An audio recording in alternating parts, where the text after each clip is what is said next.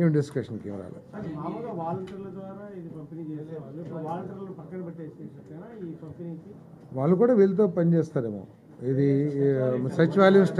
సచివాలయం స్టాఫ్తోనే పెన్షన్లు distribute చేయబోతాయి. Door to door ప్రతి ఇంటికి కూడా సచివాలయ ఉద్యోగస్తుల ద్వారా మేము పెన్షన్ డిస్ట్రిబ్యూట్ చేస్తాం. వాళ్ళు ఏ విధంగా ఉపయోగించుకోవాలో అవన్నీ కూడా ప్రభుత్వం ఆలోచన చేస్తుంది. బట్ ఈ పెన్షన్ డిస్ట్రిబ్యూషన్ మాత్రం సచివాలయ స్టాఫ్ పూర్తిగా బాధ్యత తీసుకుంటారు.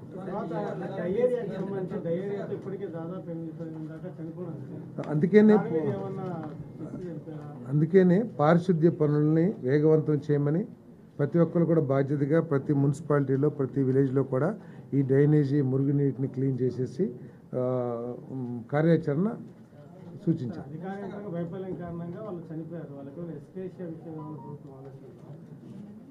అది దాని మీద ఎంక్వైరీ చేయాల్సి వస్తుంది. ప్రభుత్వం